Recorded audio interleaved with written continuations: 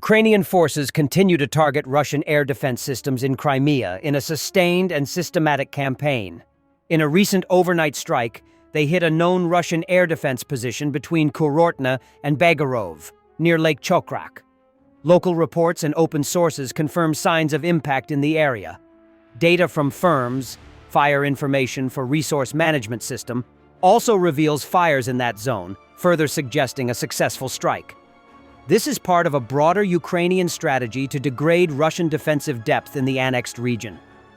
Air defense sites have become priority targets because they protect Russian assets, air bases, supply hubs, command posts in Crimea, and also shield Russian air operations over the southern front. Taking them out has cascading effects. It makes it easier for Ukrainian aircraft, drones, and missiles to penetrate into Crimea with less risk. It diminishes Russian ability to intercept Ukrainian strikes. And it forces Russia to either commit more resources to defending Crimea or reduce operations there. Moreover, the damage, or even the threat, can have psychological and logistical effects.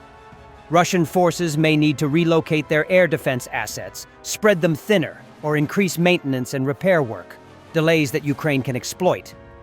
In summary, the strike between Kurortny and Bagirov is another instance in Ukraine's ongoing campaign to undermine Russian air defenses in Crimea, aimed at peeling back layers of protection, increasing vulnerability of Russian-held territory, and gaining tactical as well as strategic advantage over time. Russian forces filmed moving equipment along the so-called Road of Death near Snagost-Kursk region.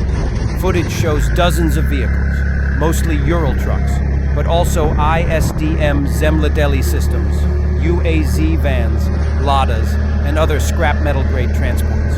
Russia has taken enormous losses during Ukraine's incursion into Kursk, with tens of thousands of soldiers killed or wounded, and vast amounts of equipment destroyed. Ukrainian strikes and ground operations in the region overwhelmed Russian defenses, knocking out tanks, armored vehicles, and artillery positions. The scale of attrition has forced Moscow to redeploy troops from other sectors, exposing weaknesses along the front. 4 FP-2 attack drones with a warhead weighing more than 100 kilograms hit the location of the Russian Rubicon UA-5 unit in the Pokrovsk sector. The video of the attack was published by the Cyberbaroshno OSINT community. According to the video, the drones were used to hit 2 separate locations. According to OSINT researchers, they are located in the town of Ukrainsk, near Selidov, about 20 kilometers from the front line. The FP-2 repeats the design of the FP-1 long-range drone, which is used to hit targets in the Russian rear. At the same time, it received a warhead that weighed up to 105 kilograms, which reduced its range from 1,400 to 200 kilometers. The drone is available in versions with autonomous guidance, as well as in FPV configuration for precise targeting by the operator. Judging by the video, the second option was used for the strike. The FP-2 was first publicly unveiled during Firepoint's presentation at the MSPO exhibition in Kielce in early September 2025. However, according to the company, the drone has been used on the front line for some time. In addition, according to the Cyberbaroshno community, it was FP-2 attack drones that were used for a massive strike by the Ukrainian Special Operations Forces on the base of the 810th Guards Naval Infantry Brigade of the Russian Marines in the Kursk region. According to the Ukrainian Armed Forces, a material storage base and ammunition depots were hit, as well as a place of covert deployment of weapons and military equipment of the 810th Brigade. In the released video, a reconnaissance drone that monitored the damage recorded 19 drone strikes on 9 separate buildings. The infamous Rubicon Center for Advanced Unmanned Technologies was formed in August 2024 by order of Russian Defense Minister Andrei Belousov. The key task of the unit is to train highly qualified instructors in the field of unmanned aerial vehicles, transfer experience to personnel of existing formations and military units, and train UA-5 operators. In addition, Rubicon develops and tests robotic systems and trains specialists to operate such equipment.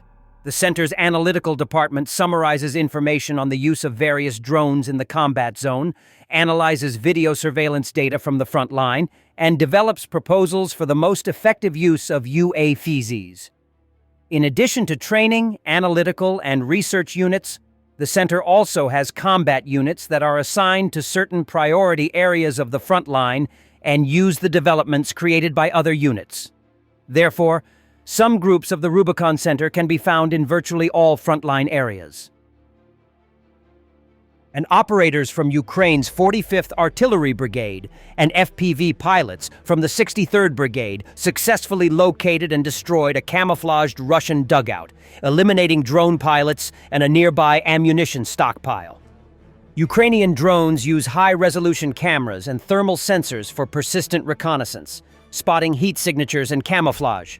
Operators cross-check imagery with mapping and movement patterns, rapidly queuing strike teams to concealed vehicles, weapons caches, and repair sites. At the Brave One Defense Tech Valley 2025 exhibition in Lviv, a domestic underwater drone, Toloka, capable of striking targets up to 2,000 kilometers away, was showcased, according to a video from Militarny.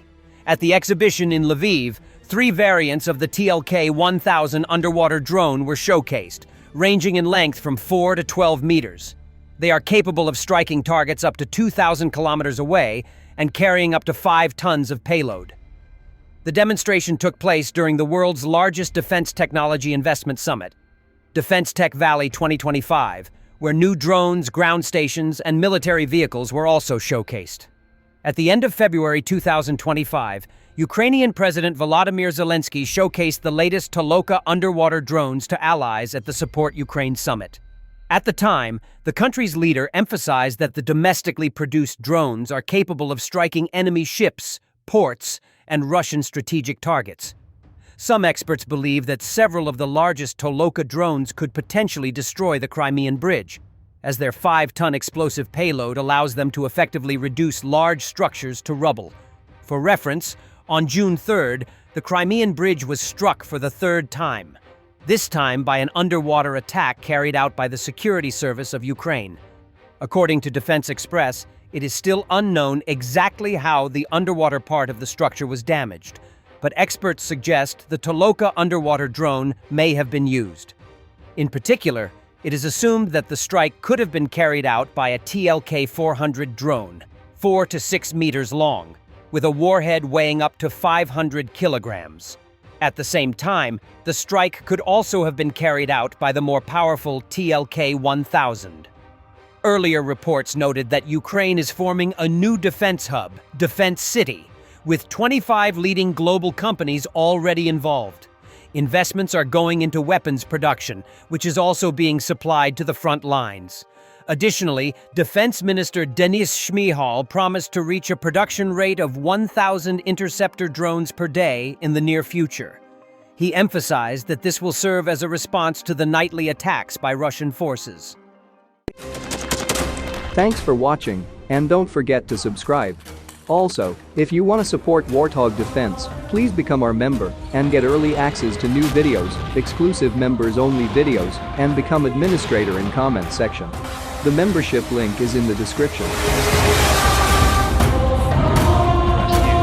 every day. We had a guy last week at 6 rescues in 6 days. You know, he's doing the job every day.